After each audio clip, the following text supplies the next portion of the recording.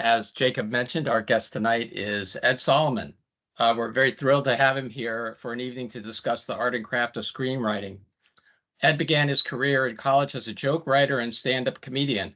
He soon went on to write television and film, working on the groundbreaking It's Gary Shandling Show, which I was a huge fan of, as well as the cult hit Bill and Ted film series, co-written with Chris Matheson.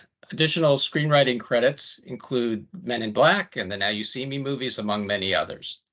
In 2017, he teamed with director Steve Soderbergh and HBO for the first of its kind branching narrative television series Mosaic, which was released as an app in November 2017 and then as a limited run series on HBO in January of 2018.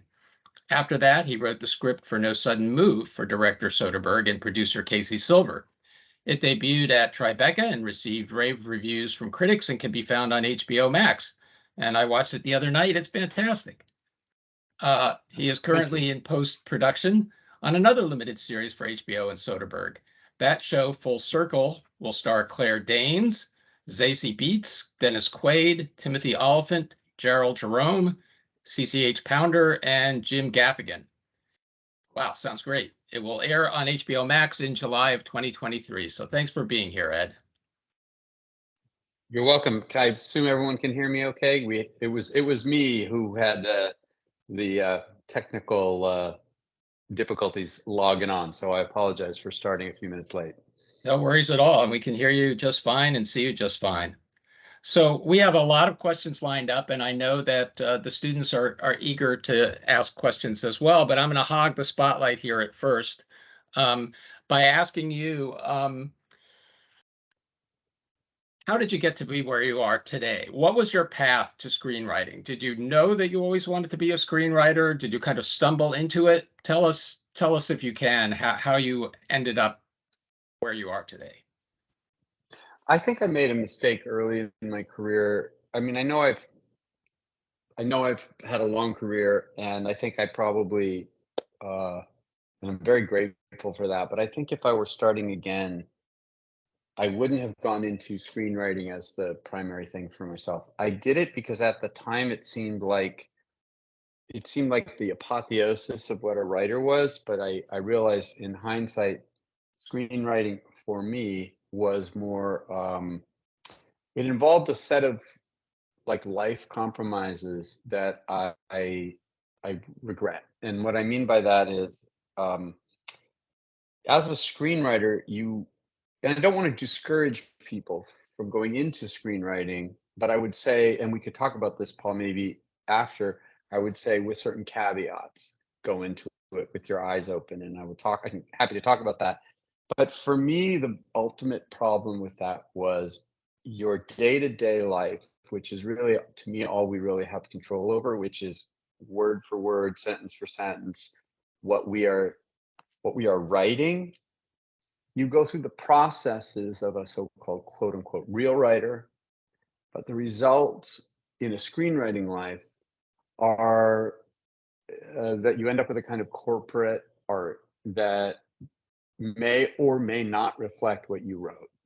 And if that's important to you, that the words that you're writing are coming as close to the ear or the eye of the viewer or reader, I think screenwriting is something you need to enter into cautiously, because the process is the same process any artist will go through. Any writer will go through. The work is really hard. Making that script as great as you can make it takes a lot of discipline and skill and craft. But at the end of the day, I would have worked for a year on something, 5 years on something, to have it read by just a handful of people. And what I've ended up having to justify it, or the way I deal with it for myself, is there's the stuff that got made that has my name on it, that's kind of a cousin of me and my work, and sometimes it's close and sometimes it's far from what I imagine it to be. Sometimes it's better than I thought it would be, sometimes it's less good, but the actual work is essentially anonymous. Like what I really write is just for myself and a few others, and that's what has sustained me. I think there are reasons my career has lasted, maybe, that have to do with a kind of insecurity and ambition used in combination, which I can talk about as well, Paul, if you remember any of this, because I won't. Okay. Um, but I would say, to just add the caveats, seeing a movie in a theater with an audience that, something that you wrote is a wonderful experience, especially if you feel like it's your words. I would say if you're really serious about being in the film part, or at least film as we've understood it up till now, and things are changing a lot now Yep, with we're what also film going and to talk TV about that. is. Yeah, I would say work closely with the person that is going to direct the piece as much as you can, especially, and what I mean by that is, like, when I work with Steven, obviously I have a lot of respect for him. We've worked on multiple, this is our third project with me as writer and him as director. We have a shorthand. I understand, I trust him. But it's often difficult to do that, especially as you first start out. It's really tough to, like, be able to be selective, et cetera, et cetera. But just be aware, if what you're doing is screenwriting, that is going to be an issue. In television, it's different. The writer is more king. In theater, it's different. The king or queen, I shouldn't say king, obviously. In theater, it's different. Um,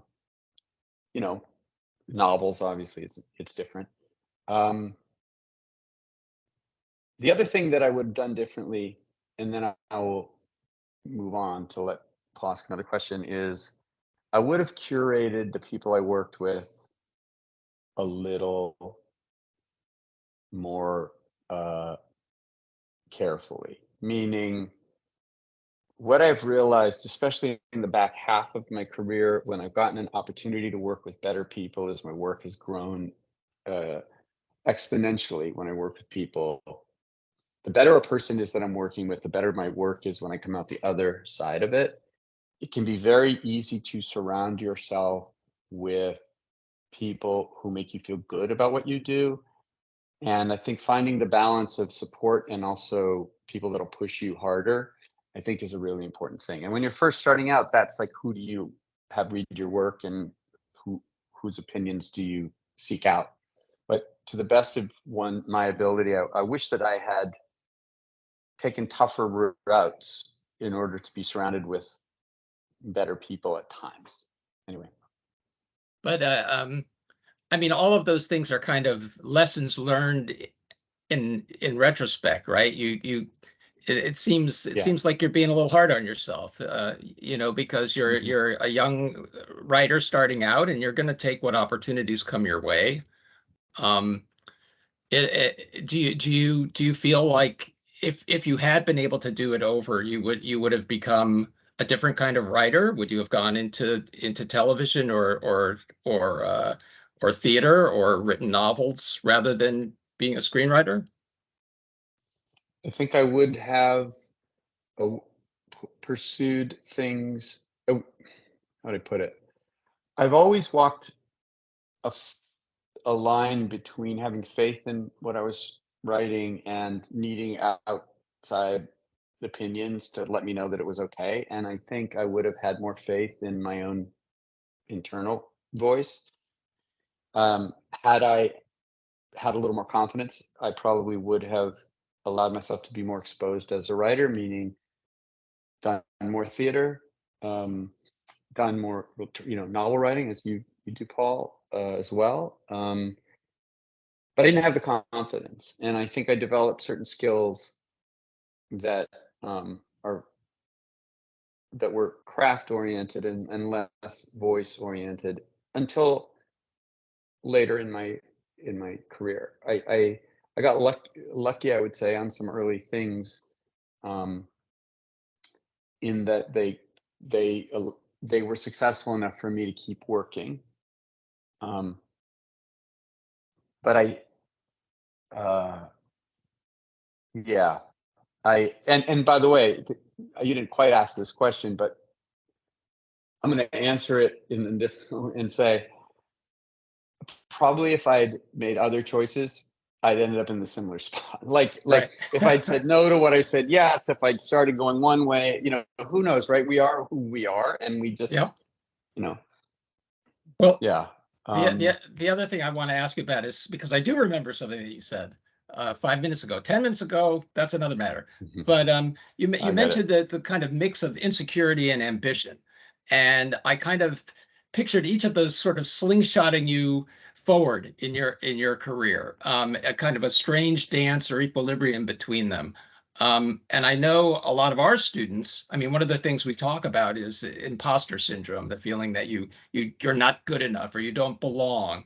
And I think a lot of writers do struggle with insecurity on the one hand and ambition on the other, because you've got to have ambition just to deal with the inevitable setbacks that come your way. So can you talk a little bit more about that balance for you? Yeah, it's not just insecurity and ambition, it's insecurity and that weird arrogance we all feel, which is like that at the end, like that we actually have something worth a story worth telling, right? Um, so to me, the balance of I believe there's healthy insecurity and there's unhealthy insecurity. And the healthy insecurity is kind of humility, where you have both respect for what's come, before you, respect for people who are coming up behind you, an ability and willingness to learn from everybody. I think that's a kind of healthy version of it. Um, the unhealthy insecurity is where that inner voice that tells you your shit, or that tells you the work you're doing isn't good enough yet. That part, the voice that, especially early in your career, where your creative faculty, facility is not as well developed as your critical eye. So the critical eye gets in there and it's like, this isn't good enough. This isn't good enough.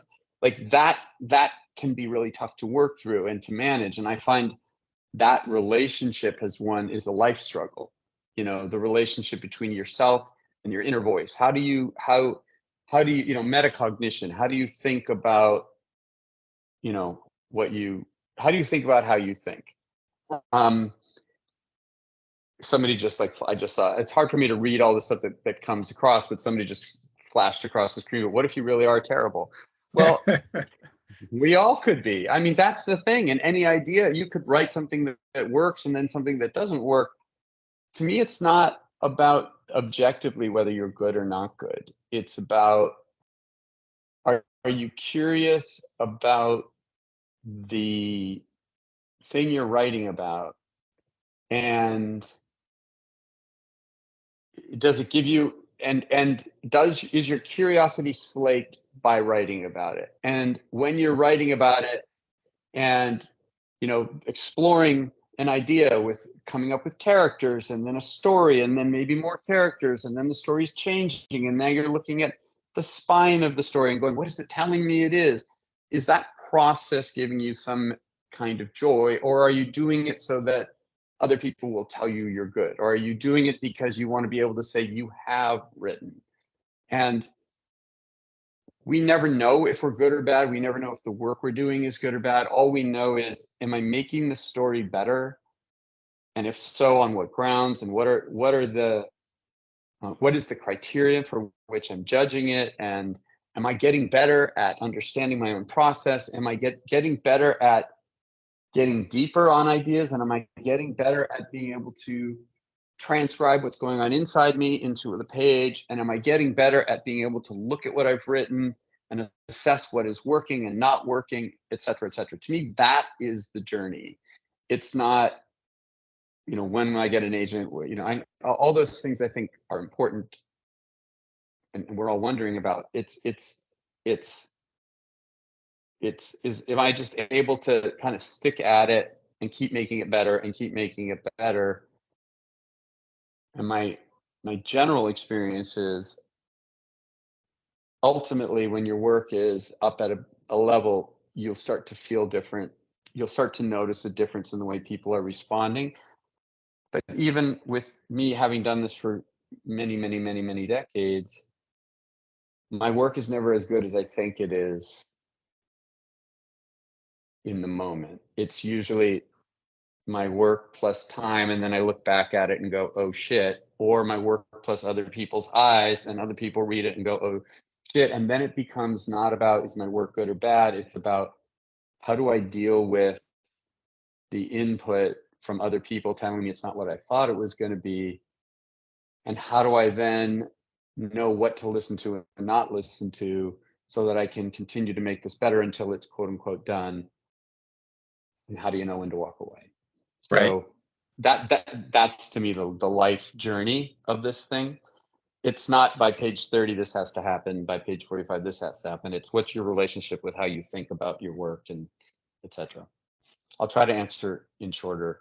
No, that's fantastic. I mean, what I love about that is that you're measuring your progress against yourself rather than looking outwards and measuring it against, this other screenwriter has a big hit movie, or so and so's got an agent. Instead of that, which is basically, those kind of comparisons make you feel bad and make you feel like a loser. Whereas if you're looking at your own progress and gauging um, your own ability to improve, then I think you're on more solid ground. Not that that's an easy process to get a handle on either. Um, Well, I practical point. Oh, sorry, didn't mean to cut you off. No, please go ahead. There was a significant upward change in my creative ability when a thing happened that seemed counterintuitive at the time, which is, I spent a great deal of my early career comparing myself to everyone around me. It starts when you first start out, and like, there were people right out of the gate that were doing so much better than me, and I thought it was a failure. There were people doing worse. I thought it was a success, quote unquote, right? Worse, better, whatever. Early, you don't realize that people have, their trajectories are completely unpredictable. Um, but there was a time, for a significant period of my career, and I'm not proud of this, but where I would somehow think that other people's success reflected negatively on my lack of success, or made my success seem less valid, or whatever. And in particular, I had a friend that I competed with because he was my age, he was from where I was from, and he always seemed to be just ahead of me in everything, in every aspect. And I found myself actually sometimes unconsciously and sometimes consciously, like, thinking, I wish this guy would fail. And more thinking, I wish that person, I started finding myself like rooting for other people to not succeed, because somehow I would feel like it would, I don't know, get reflected like their success reflected negatively on my lack of, or my success. But in the moment where I somehow had the realization, this guy's actually a great writer. What if, instead of me railing against that and comparing myself negatively, I look at what he's great at and go, can I learn from that? And what if I Hmm. just said, the guy is fucking great? And I realized that applied to like 7 or 8 people. There's a woman, one of my closest friends, a brilliant writer. I was always coming up short in my comparison to her. But when I went, there's room for everyone. Wow, I need to actually first of all, I feel better when I'm actually rooting for people than rooting against them. Let's just start with that.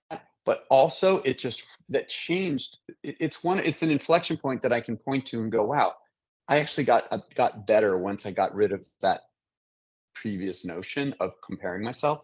And in fact, when I just let myself root for everyone around me, it just freed me completely. So, for whatever that's worth.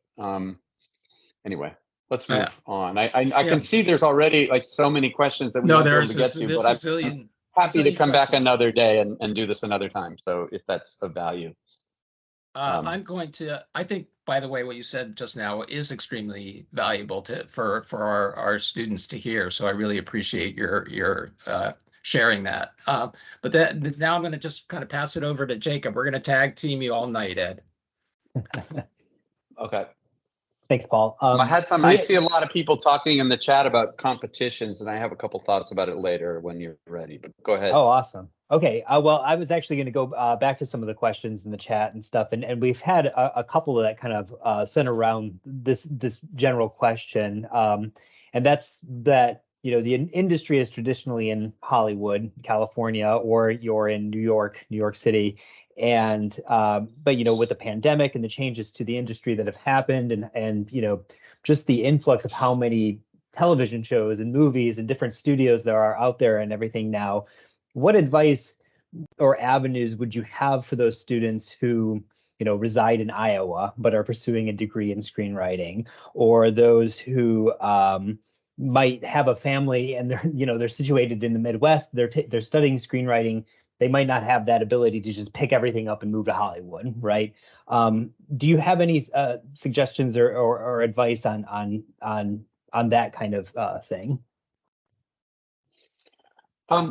The first thing, I think it is very, very over rated. It was before, and it is especially now, the idea that one must live in the company town, whether that's LA, whether it's New York, London, whatever.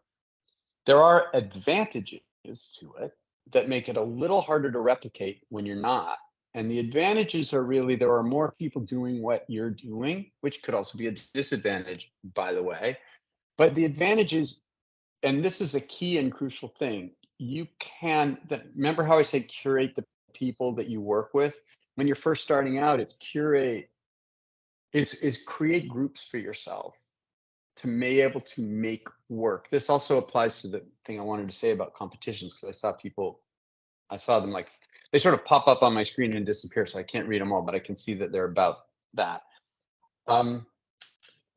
If you think about it, when you look at writers that have really kind of emerged over the years, a lot of them, especially in film and in television, emerged out of groups. Whether you go all the way back to Mel Brooks and Woody Allen, and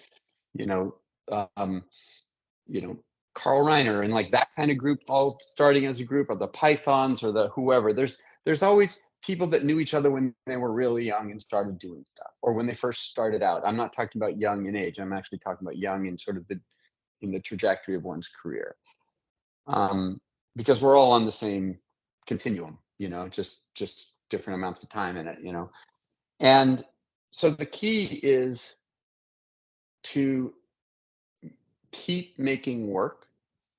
And that's why when I see people saying, should I join a competition? Should I not? Should I, the answer is yes to everything.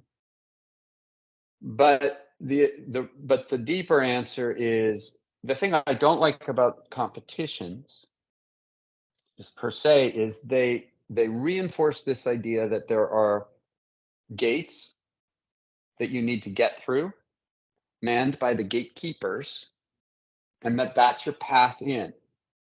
That's reinforced by the notion that you need to be in LA or New York secondarily. It's really not true at all. One needs to be as creative about how they get their work out there as they are about their work in itself. I feel like, competitions are one way, and if a competition gets you to finish a script and turn it in, great. But you're going to have a lower odds in a competition than you will in a scenario where you figure out how to get a piece of your work made and you post it, or you mount your plays or whatever.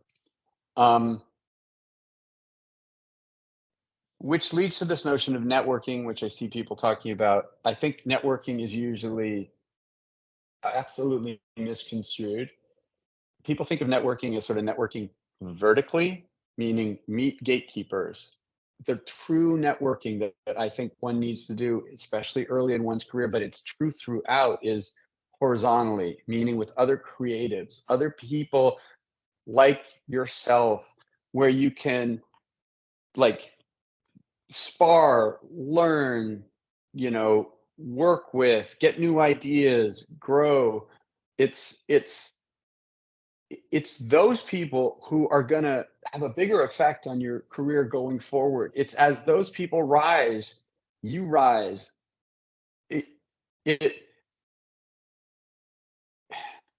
how would I put it? It was all the stuff that I did in my career, like, and Paul, you were asking this at the beginning, that was not the standard routes. It's the plays we mounted because we just wanted to put a play on, and fuck it, the department won't let us mount the play through the, we couldn't get it into the official source. Fine, we're going to put it on over there, and we're just going to make work happen, and we're going to push ourselves. I would say you will learn more about your writing, and you will grow as a writer more by having the courage to actually take a script of yours and take a few scenes and get some actors, some friends, mount it, and try and shoot a few scenes on your own.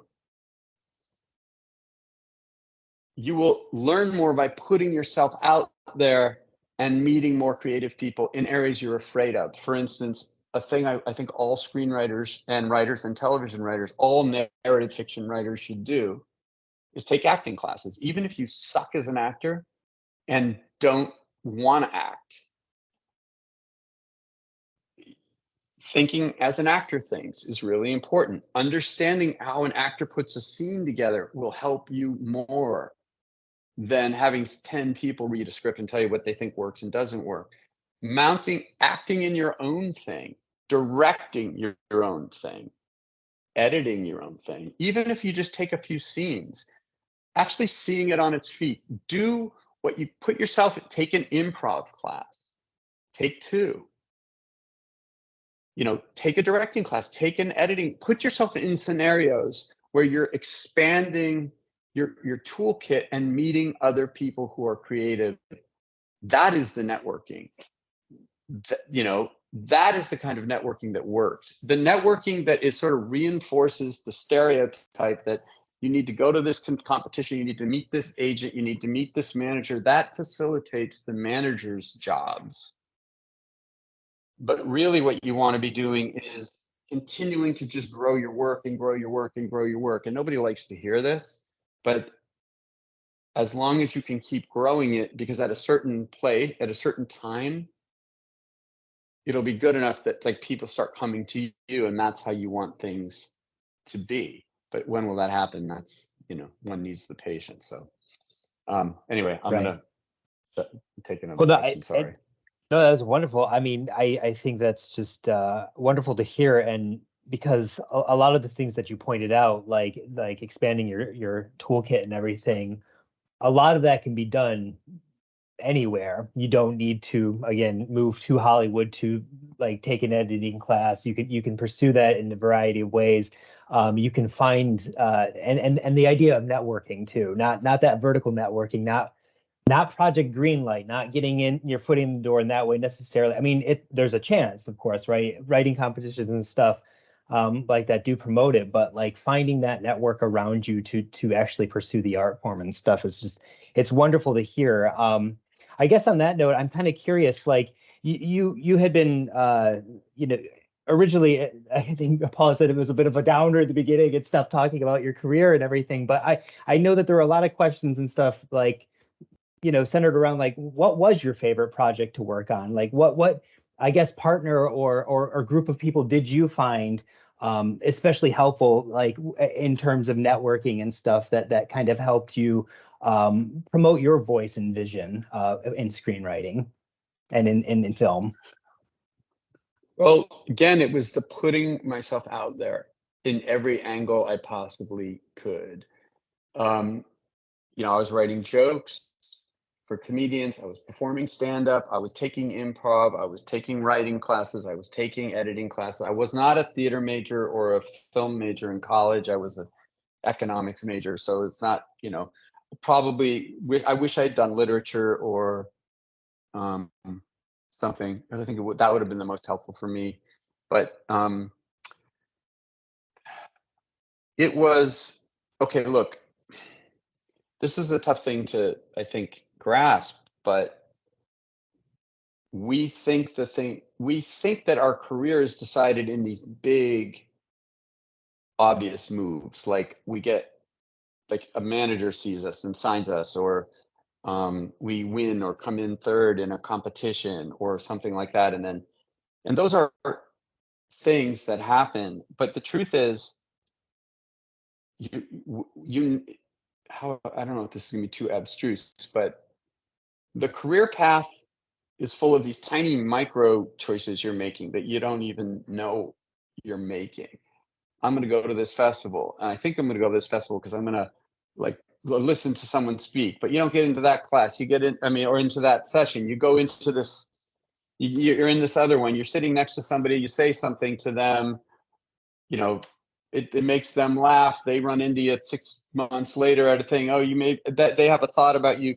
You never know the thing what is the thing that is going to make you like suddenly be discovered or make your work suddenly seen by someone. So to me, it's not about going down these certain prescribed paths. It's about just pushing all the time, saying yes to, I'm going to try this. I'm going to try this. Keep trying stuff. Keep making work.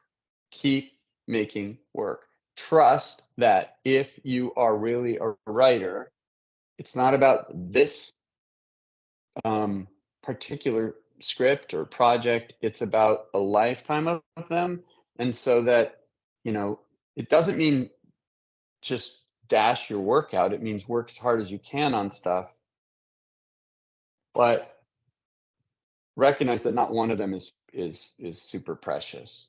For me,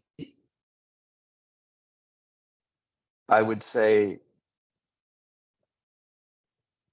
it was joke writing. Well, my very first job was I'd written jokes and I'd written plays. And one of these plays that we put on against the rules, one of the comedians, which was Gary Shandling, that I was writing jokes for, introduced me to a guy who was producing a TV show. And I invited him to this play that we just put on against the rules. And he came to the play, and I got hired on this TV show as a writer, a young writer who didn't really know what he was doing. Because I got hired on this show, I got to meet with a couple of agents. I chose a fancy agent because I thought that was the best way to go. It turned out that was a mistake, but I didn't realize that for like 3 years. 3 years later, I had stayed in touch with the little agents, quote unquote, that had wanted to sign me as well at that time. And if it wasn't for the fact that I stayed in touch with that guy, that when ultimately the wrong agent that I chose and we parted ways, he read the Bill and Ted script, which my fancy agents didn't like. He read it and liked it, and then I was just staying in touch with the guy. And by the way, that wouldn't be something that you would consider, quote, the right networking. He was, at the time, he was like a young assistant. Again, I want to say everyone's talking about networking. I swear to God, I gotta say, be very clear with yourself about how you define networking. I cannot stress enough, it's creative networking. Would not have written that Bill and Ted script, which is the thing that really made my career change, had I not been in an improv group with 4 friends that we did improv once a week without an audience. We didn't want an audience. We just wanted to push ourselves comedically. And in one random night, on a random Monday night when we were doing it, a random middle of the night, we just, Chris goes, what if we do 2 guys who know nothing about history studying about history? And we just start fucking around as Bill and Ted in this thing. But we were not trying to develop characters to be turned into a movie. We were just trying to push ourselves comedically. So we come up with these characters. We never think they're going to be in a movie. We just enjoy doing them. And more than a year later, maybe a year and a half later, we're like, oh, what if we put Bill and Ted in a movie? What if they did the blah, blah, blah, blah? And we're like, oh, ha, ha, ha, ha. And it made us laugh. My agents hated it. And then, but the reason, but what I'm saying about that is Yeah, I stayed in touch with this young agent. But the truth is, Bill and Ted wouldn't have happened had we not been just trying to make comedy with each other without an audience, without results. And had we been thinking during that time, let's try to develop characters for a movie, it would have never had any magic. It was just, we're enjoying doing these characters. What if we take them another step? You know, we used to screw around as Bill and Ted. Anyway, I should go to some other questions. Awesome, thank you. And I mean, all great advice that I think is important to keep in mind. I'm going to pass it over to Paul though, and let him take charge of a couple questions here. Yeah, I do have a question I pulled out of the chat. What was your biggest creative professional hardship, and how did you cope, learn, and grow from it? I think that's a pretty good question. Well, the failures, this is going to sound glib, and I mean it on a very deep level. The failures have taught me way more than the successes. And there have been a lot of failures, a lot of failures. Big ones, big public failures, private personal failures. You know, movies that I thought would do really well that flopped, scripts that I really loved that got rejected, you know, mistakes I made creatively, professionally, you know, they taught me way more than the successes. And in fact, if I were to look back, I think if I probably could trace more of my longevity to the failures than the successes. The successes are necessary because after a while, no one will pay you to write, you know, if you only have failures. But it was the failures and then the returning after the failure to try more.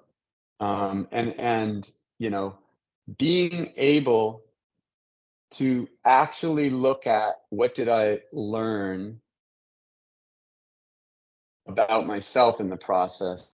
Where was it my fault? Where was it not my fault? Where was, you know, what could I have done differently? You know, this script isn't working, but I feel like there's a good idea here. I haven't quite got it yet.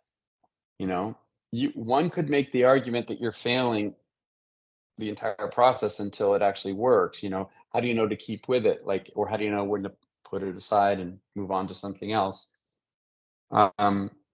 So I learned a lot from a movie I directed, Bombing. I learned a lot. I took my name off of the movie X-Men because my head was up my ass for a variety of reasons. I was like, shit, that was a big, stupid mistake. The first one. And I was like, but I got to figure out why I'm making these kinds of choices. I took a sabbatical and I got into meditation, and it sort of changed. Like, you know, it was super helpful for me as a person, but one could make the argument that as a career move, it was like really, really, really boneheaded. I still regret it. I still think it was a stupid, you know, thing to do. Well, luckily you seem to have bounced back okay. Yeah, but I didn't think I would at the time. You know, it felt like a career-ending decision, but it's you know, yeah.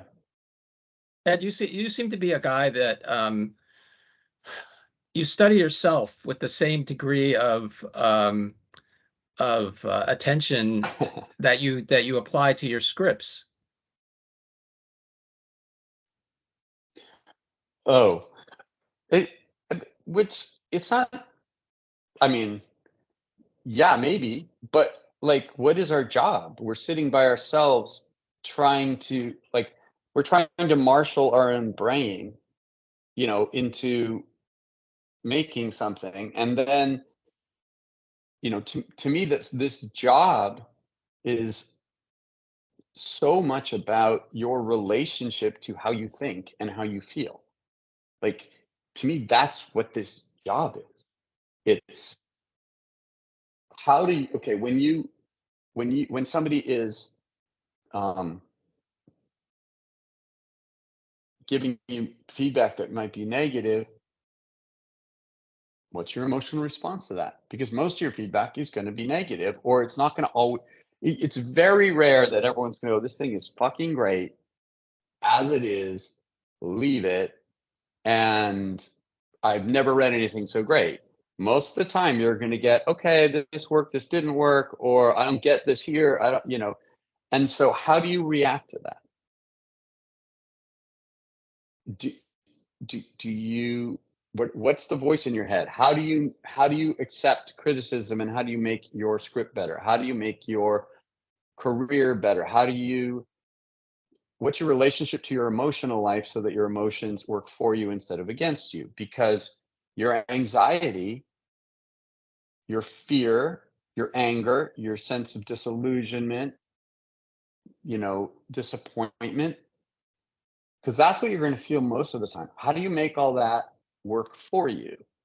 How do you make like, for me, it's like, if somebody doesn't like something that I wrote, it's really hard. It's just as hard now as it was early.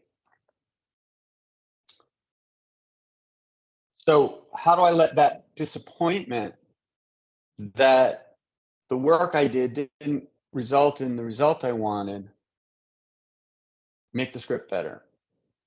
Well, if I can live in that disappointment and really feel the sadness instead of trying to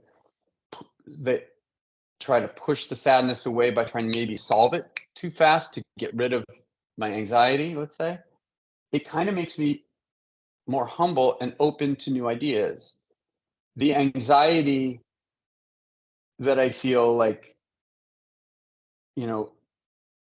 or fear, could be the thing that motivates me to get moving again. The anger is sometimes I can use to go, all right, I can turn that anger toward the script. And sometimes when you're mad at a script, you can break it apart more easily.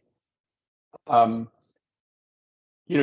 other words, one gets used to, and again, one needs some time for this, but like, if one can get used to recycling these emotional states that we feel all the time back into the work, that can be a really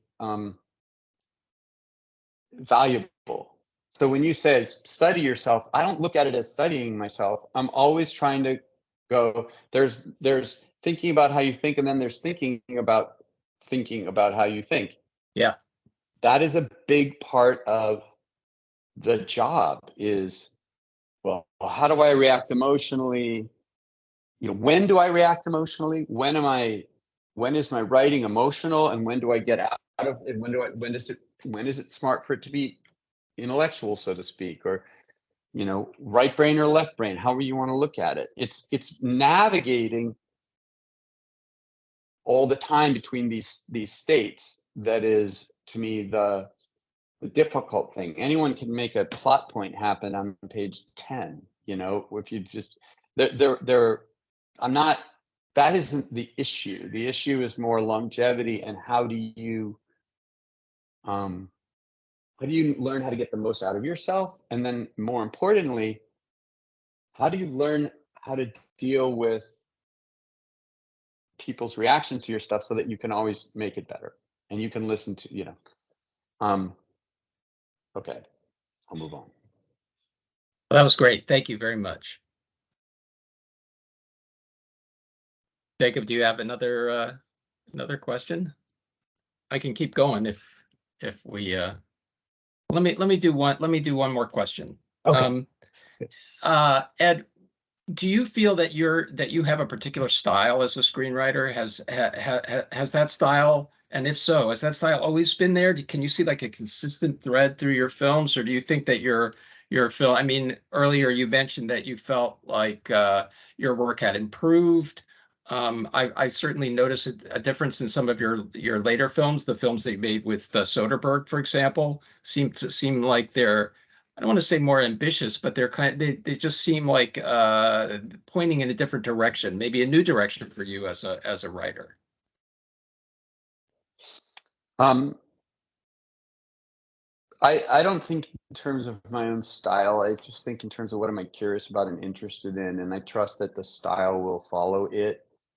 I think that if what you're trying to do, instead of thinking of yourself, is just to focus on the work that you're making and trying to assess or hear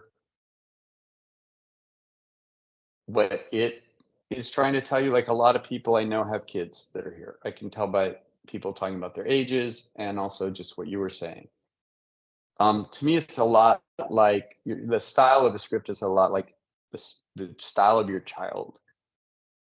Before I had kids, I thought having a child would be a certain way, and I had my first child, and then I was like, oh, I guess he's going to tell me what he is Right. going to be. And my job as a parent is not to try and force him to be the boy I thought a boy would be. It was to listen to him tell me and observe him, like, what is my best way to guide him into the best person he's going to be. And then when my daughter was born, wow, very, very, very different person.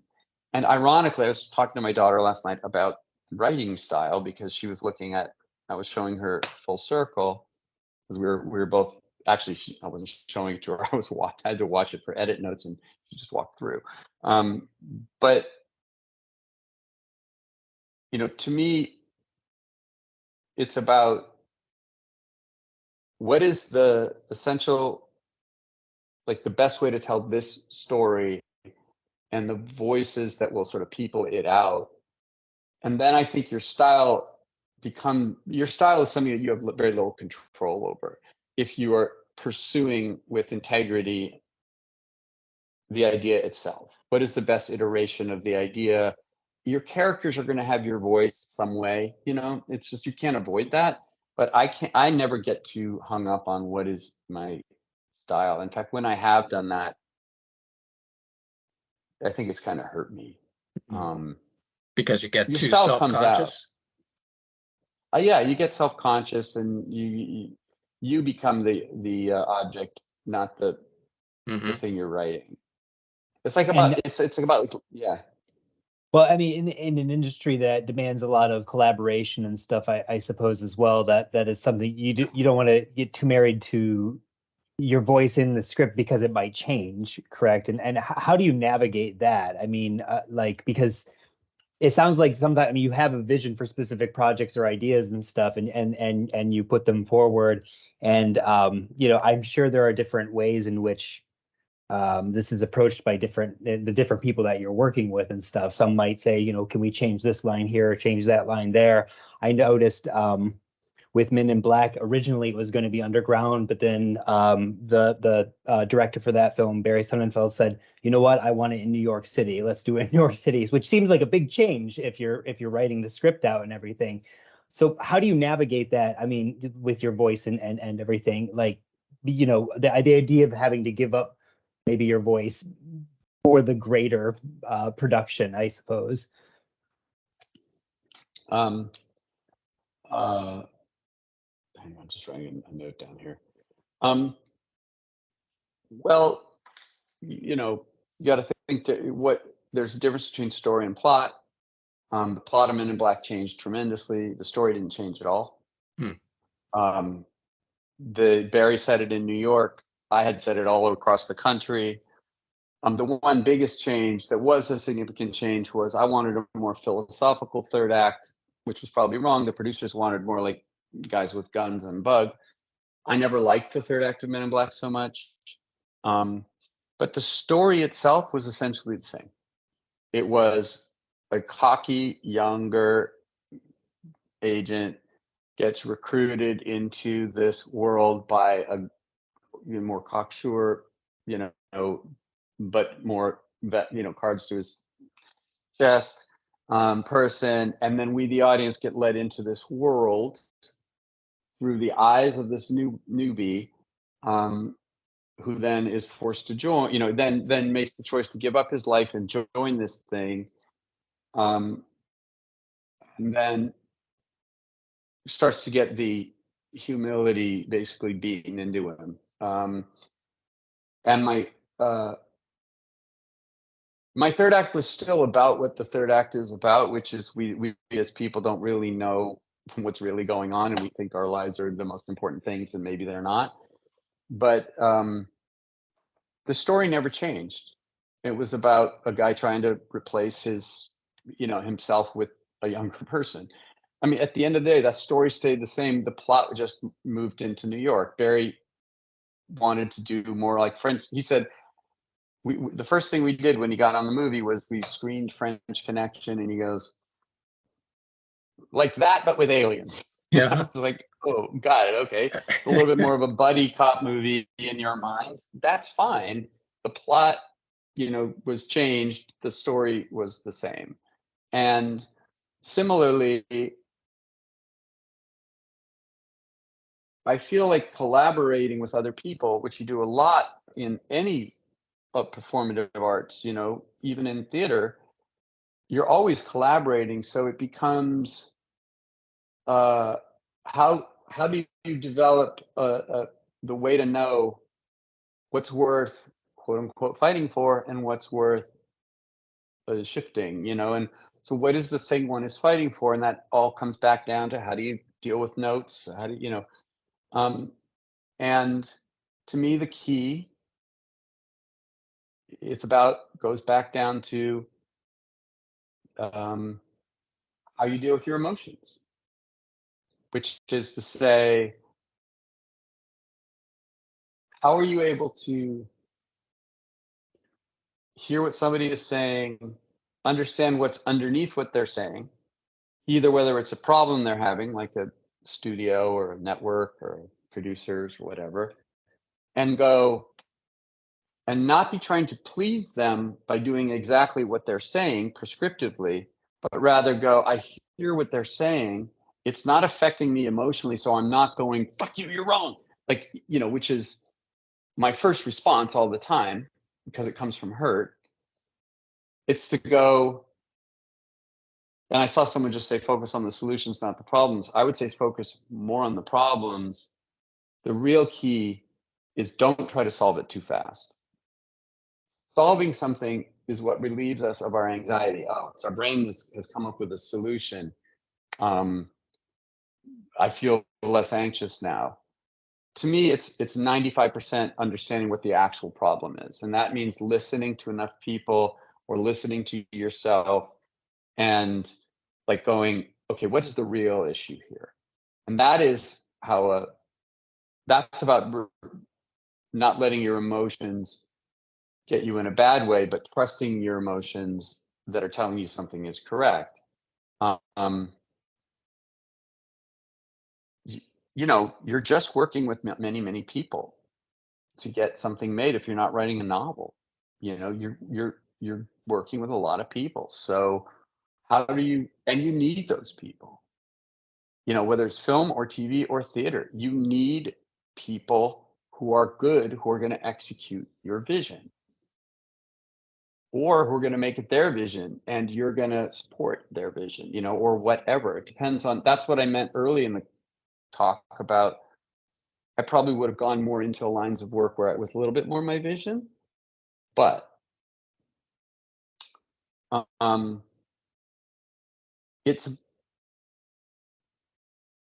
that's why I say take an acting class. I know at the end of the day, you're trying to create work as a writer, as a screenwriter or a TV writer or a playwright. So when you're writing kind of whatever, performative fiction or narrative fiction or whatever you would call it, you're trying to create work that will attract the highest level of talent to your work. I mean, this is very cynical, but it's really true. That will attract the highest level of talent to your work so that your collaborators will elevate the project and elevate you. And so that when I get out the other end of it, I'll be a better writer, etc. How do you do that? You need to know how to create stories that are riveting, if they're meant to be riveting, that are tense, if they're meant to be tense, that are funny, if they're meant to be funny. So there's like a whole craft element to that. But you also need to know how to write so that an actor can sink their teeth into it. So that if you're not directing it, a director will understand why, will be drawn to it. And how do you do that? It's down to a very basic thing. What do your characters want? It's really down to basics of writing. Like What does your character want? Is this a performable thing? Is this an actable thing? There's nothing wrong with thinking, what would be cool next? You know, what would be the coolest way to solve this problem? You know, and then there's a whole other level of much more complex. You know, it took me 40 years to figure out stuff, but like, I believe, you know, in my office here is, you know, stuff I use boards to sort of break story down and stuff like that. I know there were a lot of questions about writer's block and various things.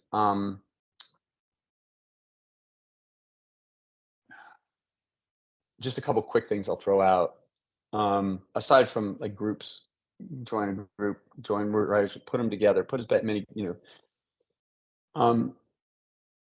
I believe we write from so many multiple parts of our brain. Like we're not, you know, so I try to be up on my feet, put things on the wall. I know I think differently when I'm writing on the wall than when I'm writing in a notepad or when I'm typing. I find different parts of my brain get triggered, get activated. I find that when I speak about an idea, I'm using another part of my brain. I try to utilize all those different elements. I don't always write in the same spot, but I might for like a run stay in the same spot, but I might go to a different restaurant to sit and think for a while. I find that testing and trying as many different ways to do something can open up things. I find writer's block, one little trick, it's just an easy little trick that often works for me. I have two of them. One is try writing about the problem you're having, literally writing about it. And for me, what I will often do is go, man, literally MAN, comma, I am really struggling with this. I know, you know, I felt like this was a good idea, but now I don't know what I'm doing. And every time I try to, and you know, and you just write that long enough, something gradually breaks. I found that to be true. The other thing I found to be true is to be able to recognize, you know what, I'm not solving it now. I'm going to let my unconscious do some work. Like, so you can actually kind of stop and go, I'm going to like stop on this for a week, for the weekend, till tomorrow, whatever it is. And sometimes giving yourself a little, objective, like, you know, like tomorrow at noon when I start again, or Monday after the weekend when I start again, I'm going to have an answer.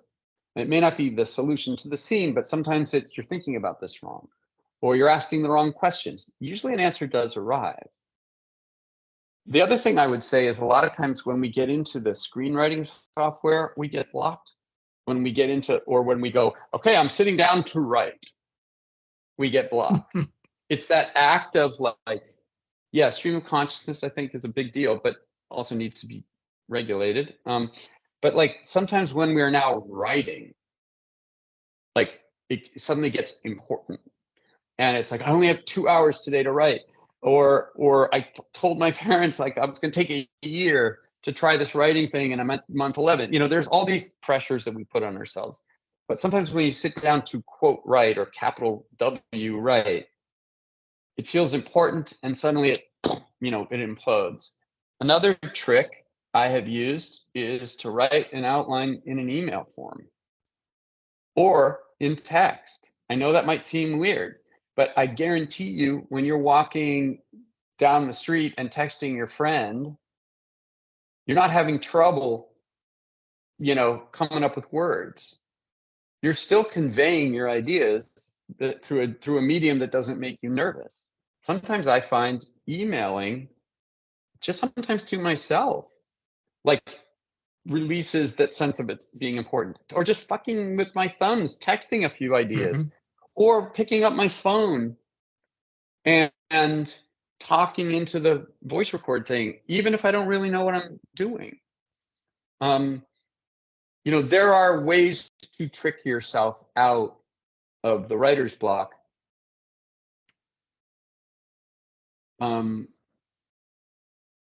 But you have to believe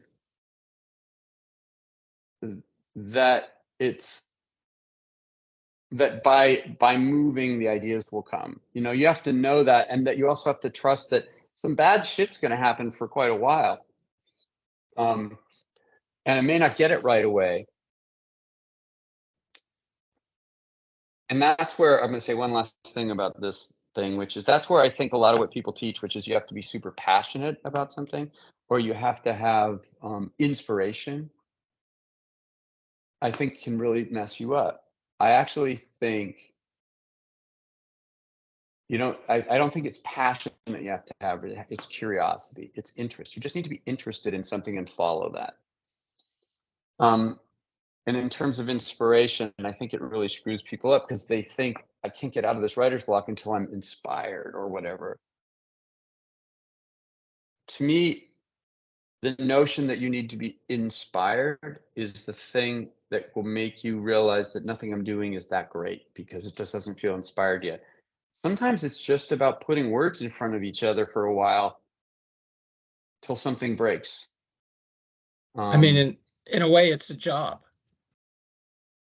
Yeah, that doesn't mean you're a hack. It just means you treat it.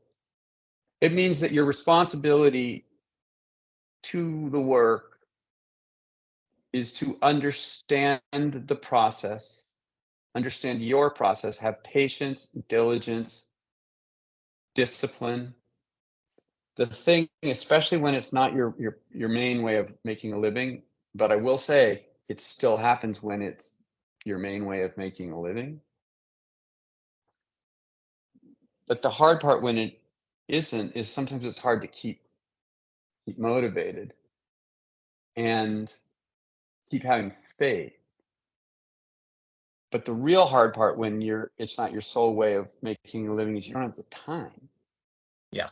And so there are two fights that you have to be willing to fight, and they can be bloody and they can be violent. One is for the time to write and convincing your partner, your kids, or yourself that this time is worth it. Even if I don't make progress, quote unquote, right away. You've got to give. I personally need 3 to 4 hour chunks. Unless I'm just doing like rewriting something or on a certain stage of dialogue or something, I can't write in less than 2 hour chunks for sure. I know I need that time. And part of the reason I need that time is I need time for stuff to not happen or not work, or just to be mulling. And you need to figure out how much time you need. And then you got to fight for that. And that can be really hard. That's why early in my life, I developed the idea. I developed not the idea of this. I developed the idea of it for myself. I realized I needed an office or somewhere to go because I needed a place to go where I could lie on my couch and or surf the internet or, be not appearing to be being productive so that people wouldn't bother me. So I could like give myself those few hour, breaks that I needed, time breaks. So, one of the fights is for time. It's a violent fight. You have to really fight for it. And then you have to, within that time, allow yourself to not be as productive as you might think being productive is. It's not page count. And sometimes it's just mulling for a few days and then it breaks through. And then the other fight is just a personal, emotional one, which is,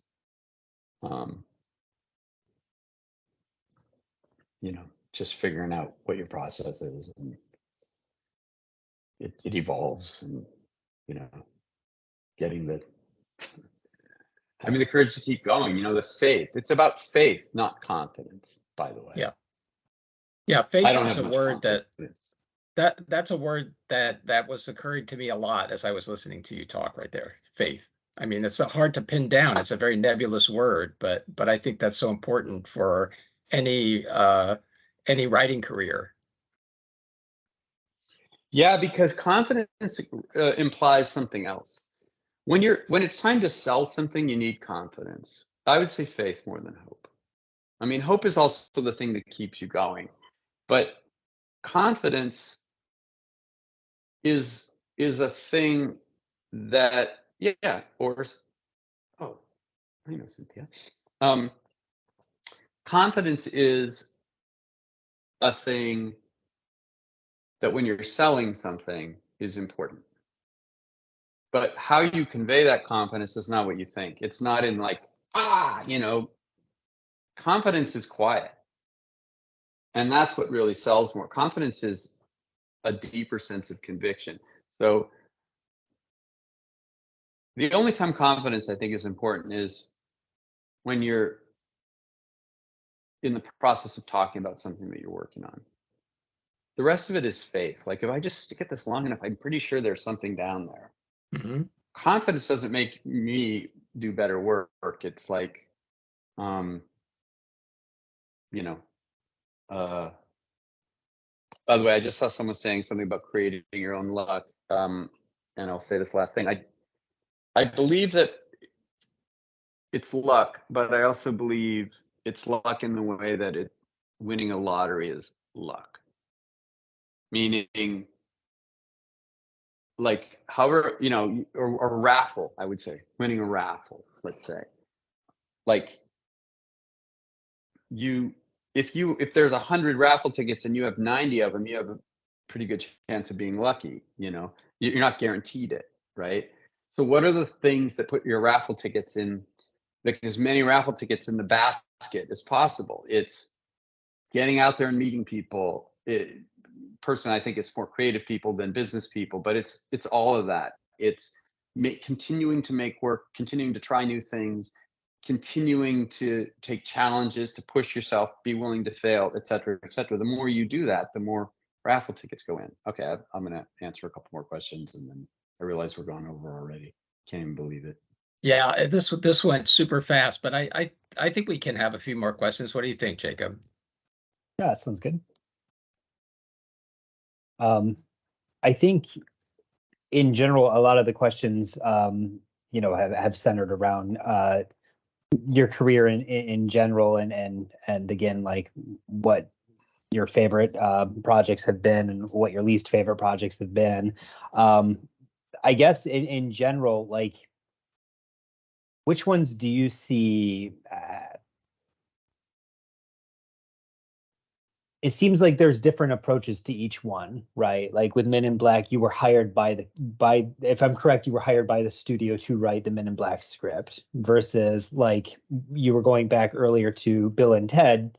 This was acting out, these two characters with your friend in a studio of just those four people, right? Working on it and everything. And then even most recently, you've been working on No Sudden Move came out in the past couple of years and stuff, and the tone of that movie in particular is definitely quite a shift from Bill and Ted, Men in Black, some other movies that our students are familiar with and stuff. So I guess my question, and a question that kind of is a culmination of all of these other questions that I've seen in the chat, is like, which path have you learned the most from, and which has guided you the most, or is it a culmination of these different pathways that you've learned from the craft and you've kind of moved in that direction, or does that make sense? Question. I don't make the delineation that a lot of people do Right. with it, like, where does an idea come from? Okay. Like if it's something that somebody presents to you, or you get from a book, or or you come up with yourself, like once the idea is like up and running, like to me it's all about the execution of the idea at all times. I mean, I've had ideas stolen from me, got really upset, and like looked at the final product. It was ultimately so different than what I had written that like nobody even noticed that it was like, ultimately it's all about how something, an idea is a doorway through which you just move, and then it's about what the idea is gone. It's like, who are these people that were, so yeah, I mean, they've all been different, and I treat everything the same, whether I'm writing it on spec or it's a job. I have the same amount of seriousness. I work as hard if I'm being paid a ton of money or zero money or anything in between. Full Circle was a 640-page spec that I wrote, and it got made, thank God. Wow. But I kept going. Nobody wanted it. I kept going. I just kept going because I felt like I wanted to keep going. The No Sudden Move was spec. Mosaic was spec. Bill and Ted Face the Music was a spec that Chris and I did for 14, tried to get made for a decade and a quarter. And so those are just ideas of mine that I'm like, oh, okay. Once in a while, I felt like I sold something, an idea of mine. Spec means writing speculatively, meaning you're not being paid for it.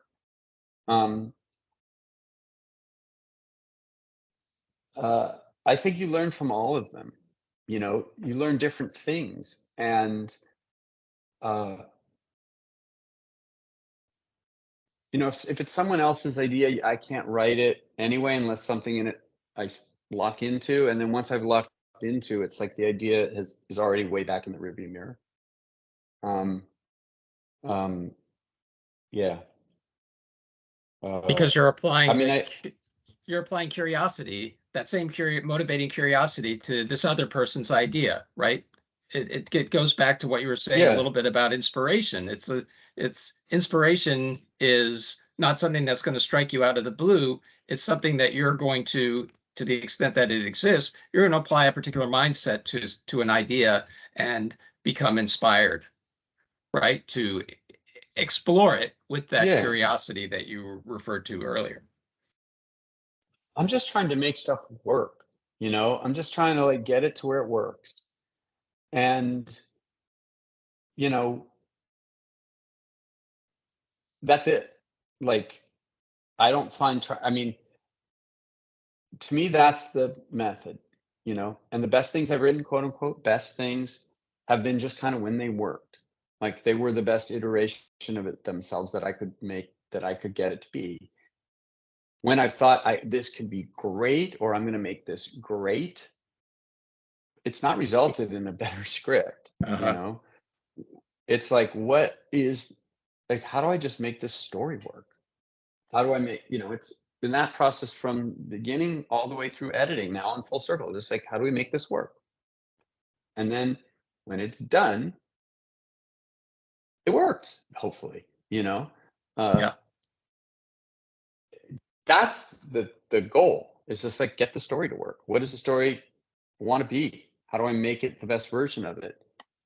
And that's most of my day, week, month, and year. That's most of it, is sitting in this room where nobody's looking at me and just trying really hard to make the story work, And what's so great about that is that's what every writer faces. You don't have to be a screenwriter to face that. You can be a novelist who's like not showing anything to anybody until you have a finished draft. You're still facing that same challenge. Yeah. Right. Yeah. It's what it is. It's the job. It's like, do you enjoy being by yourself with your thoughts? And if not, don't do this. Yeah. Or and do you like trying to like solve some puzzles and, solve some problems and, connect little things? Like, oh, this little bit worked, this little bit worked. Oh, this now there's a slightly bigger part that's working, but now that means something over here isn't working. And like, if you enjoy that process of just constantly like Sisyphusian, like pushing this ball up and then up and down and up and down, that gradually something is starting to appear. And then once it starts to appear, how do you form it? If that's what you like, this is a good job for you. Yeah. If all you're looking for is approval from others, it's a bad one. Right. It's interesting I feel that like there are so many great questions that maybe I should come another day if people want me to answer, and do one where I just answer the questions. Ed, we would love to have you come back. Yeah, that would be wonderful.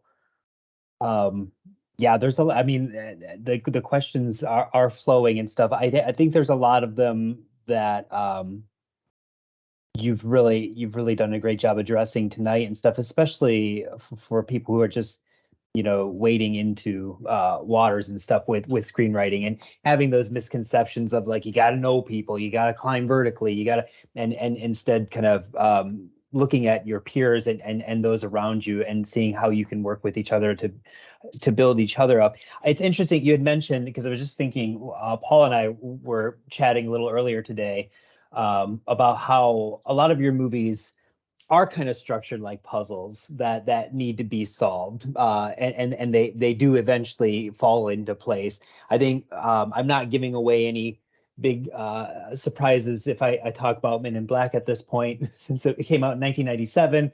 But the idea of where this galaxy is and stuff on Orion's belt, and like having it all fall into place, and then even like the foreshadowing at the beginning with Tommy Lee Jones's character and his partner, how he's retiring, and then kind of full circle at the end with Will Smith taking over for Tommy Lee Jones's character and stuff. Do you often is that how you often perceive art, as a puzzle that needs to be solved, or do you ever kind of like to pursue projects where there's a lot of unanswered, like things that are left unanswered or left open for the viewer to interpret and stuff themselves?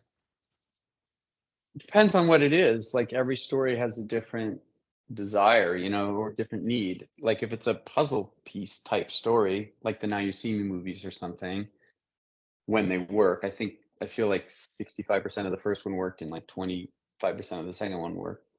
I think it's about that, and that's the joy. Sometimes the story wants to have more open-ended, wants to be more, because that's what will make it more of what it is. On the specific thing on the Men in Black scenario, I remember actually saying to them, guys, I know there's something here, but I don't know what it is yet. Like I know there's I knew I needed an idea akin to what became the Orion's Belt idea.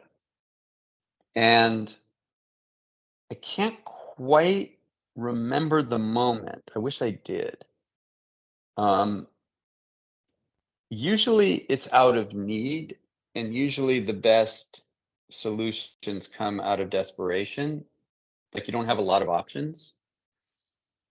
I don't quite remember the Orion's Belt thing, but I remember the moment after, when I was like, wait, I got it. I know what it is.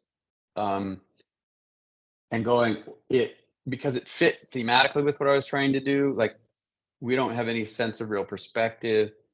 And I also knew cinematically what that meant. Oh, and in fact, funnily enough, I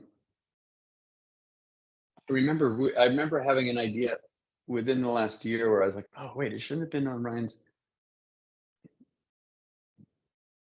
Like I had an idea for a thing that would have made it clearer weirdly, and I was like, oh, I should have done that. And I was like, dude, that was like 30 years ago you were writing that.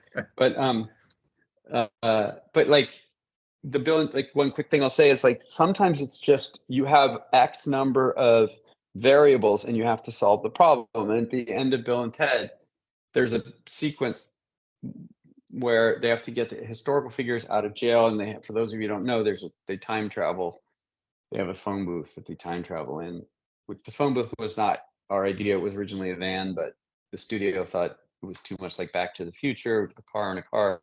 So the director said, what about a phone booth? And I was like, I didn't know Doctor Who at the time. Because of course it was pre-internet and there was no,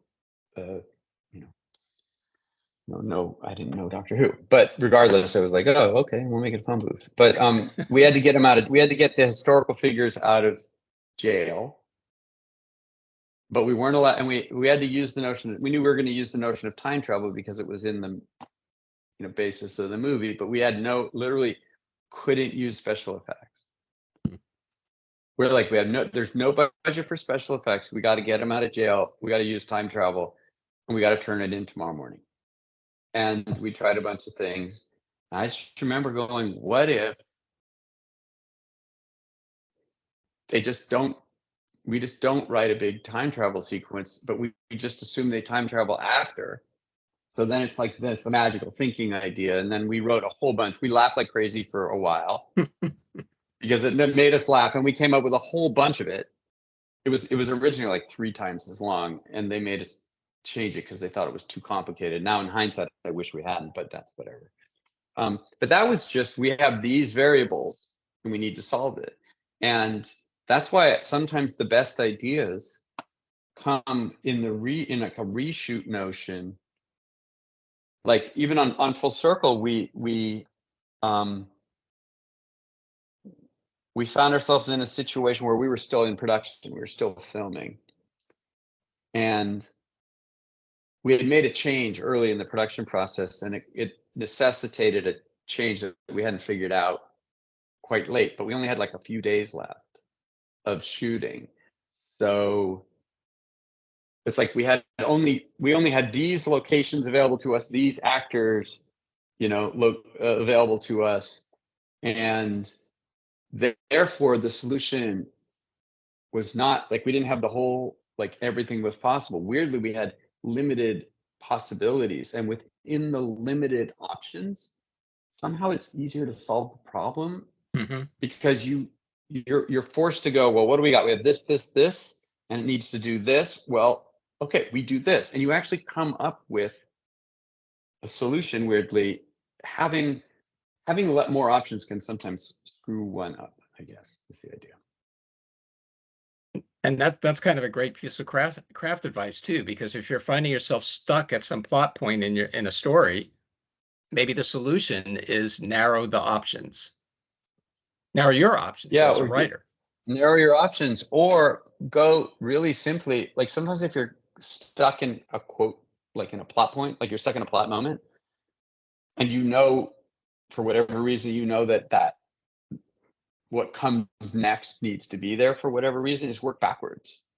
You can go, well, if this, it's sometimes I will know an ending and then go, well, sometimes I'll literally work backwards. Well, if that happens, then before that, this has to happen. And then before that, this has to happen.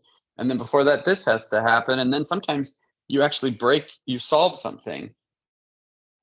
Sometimes when you're stuck on a plot point for a long time, the problem is that the plot point doesn't want to be there. Yeah. And sometimes you have to ask yourself the honest question of what would really happen here, or what's the truth? What would our old friend the truth say here? Like, why is this character here in this moment?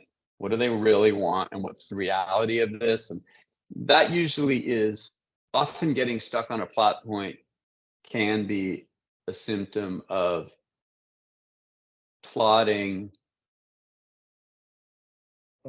putting plot before character sometimes, or not having fully structured it, or structured it enough, or having overstructured it, etc. Yeah. Well, I think on that note, we've gone a half hour over, and I just want to thank Ed so much for your patience and your honesty.